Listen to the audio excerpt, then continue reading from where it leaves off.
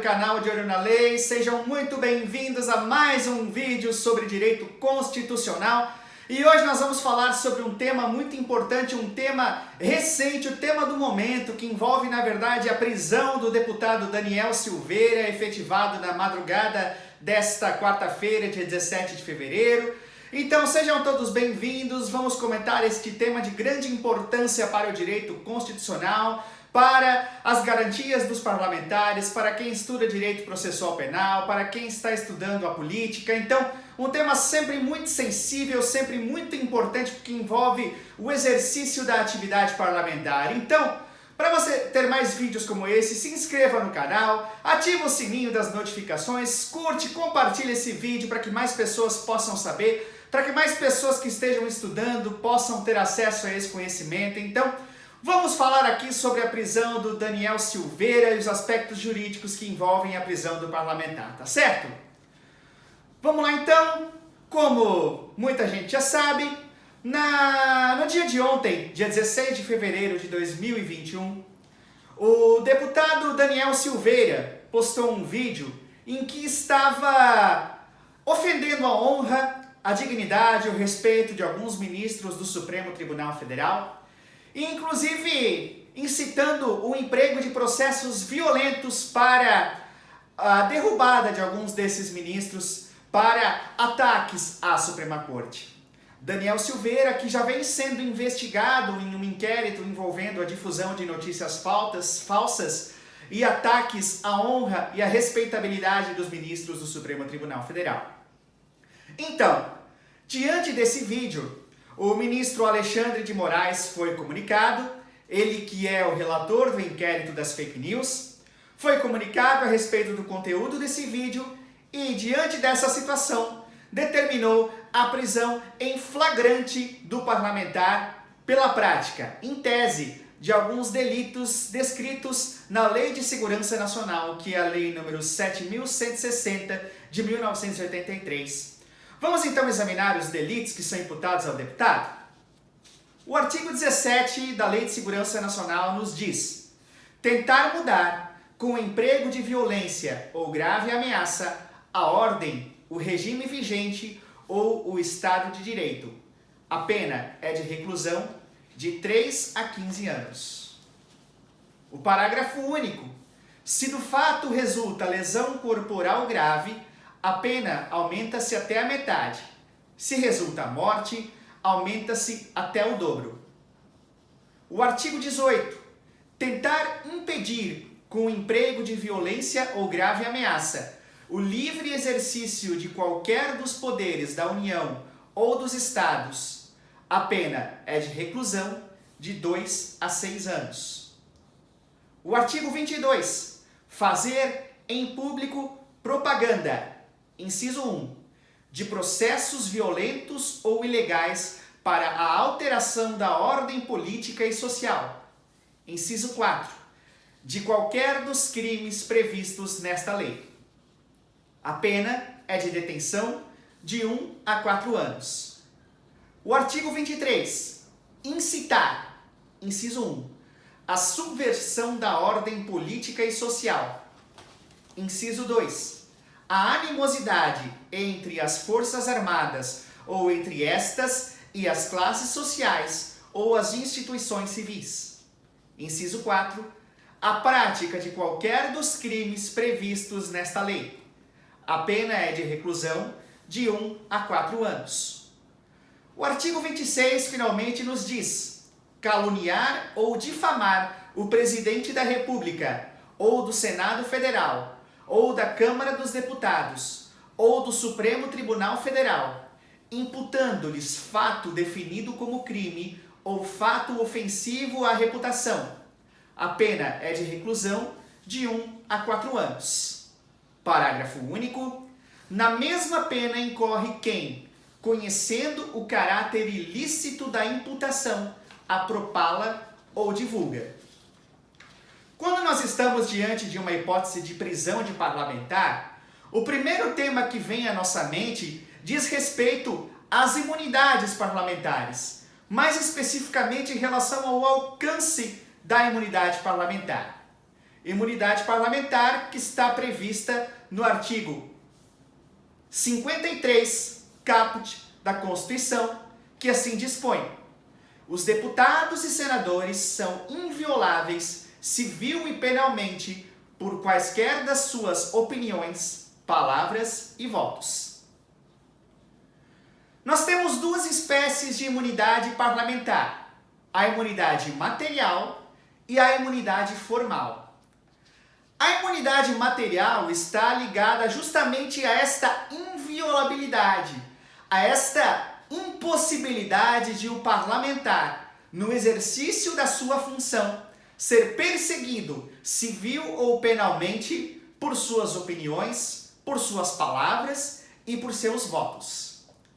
A imunidade formal, de seu turno, está ligada a uns procedimentos que precisam ser observados para o processo e julgamento de um parlamentar e especialmente para a decretação da sua prisão, conforme nós veremos em seguida. Tratando especificamente da imunidade material, o STF tem entendido que, em se tratando das dependências da Casa Legislativa, isto é, as dependências físicas do Parlamento, o deputado goza de imunidade absoluta. Ou melhor, o deputado ou o senador gozam de imunidade absoluta dentro das suas casas respectivas. Já fora do parlamento, essa imunidade é relativa.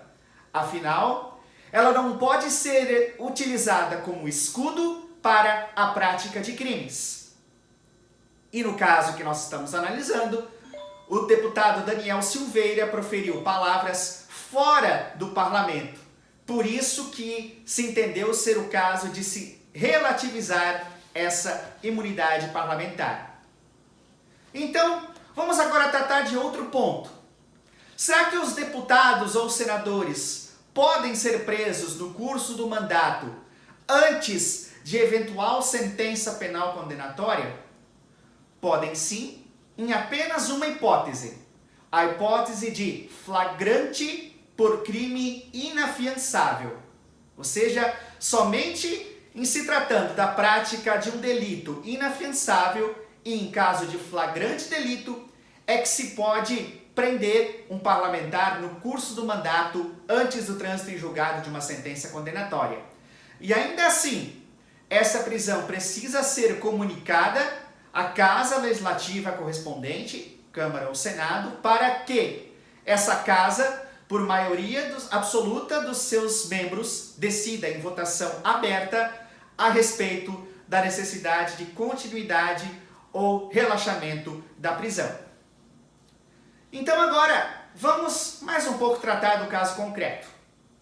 O deputado Daniel Silveira figura como investigado no âmbito do inquérito 4781 do Distrito Federal, que é aquele inquérito das fake news, instaurado de ofício pelo presidente do STF para apurar a difusão de notícias falsas e os ataques à honra e ao respeito dos ministros da Corte. Esse inquérito, inclusive, foi declarado constitucional pelo próprio STF no ano de 2020. E nesse contexto, o ministro Alexandre de Moraes, ao se deparar com o vídeo, viu presente o estado de flagrância, na medida em que se tratava de um delito permanente. Como assim?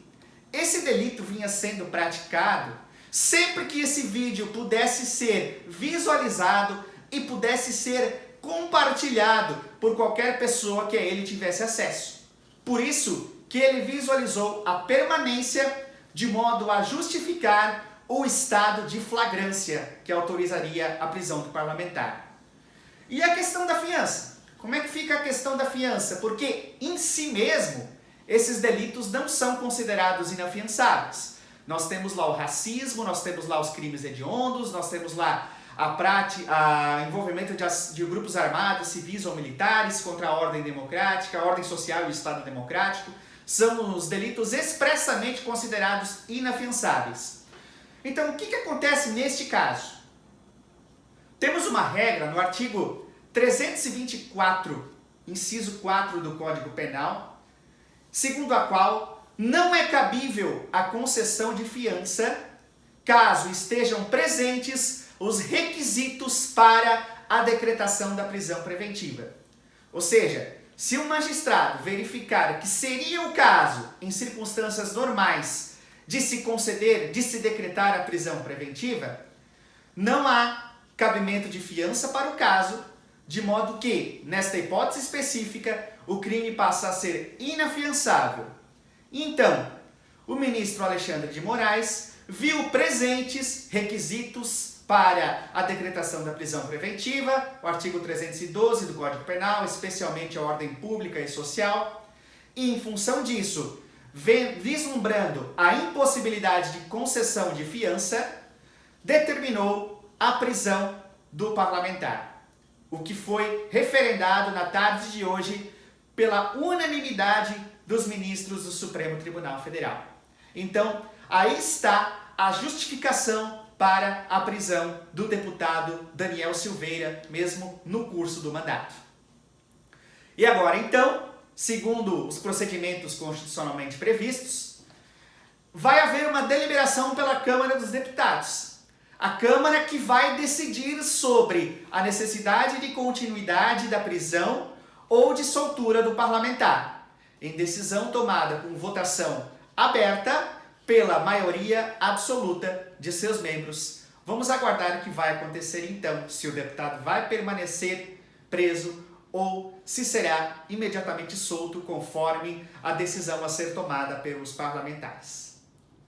Então, gente, era isso que a gente tinha para falar sobre este caso específico da prisão do deputado Daniel Silveira, trazendo os aspectos jurídicos, os aspectos constitucionais a respeito desse fato. E em breve nós estaremos de volta. Nós temos a nossa série de vídeos ainda para continuar sobre decisões do Supremo Tribunal Federal proferidas em 2020. Temos algumas decisões recentes já para serem comentadas. Então, vá se inscrevendo no canal, curta, compartilha, comente esses vídeos, divulgue esse vídeo, fortalece esse canal, porque a gente vai trazendo cada vez mais informações para ajudar a galera que está nos estudos, tá bom? Grande abraço e até o próximo vídeo, pessoal!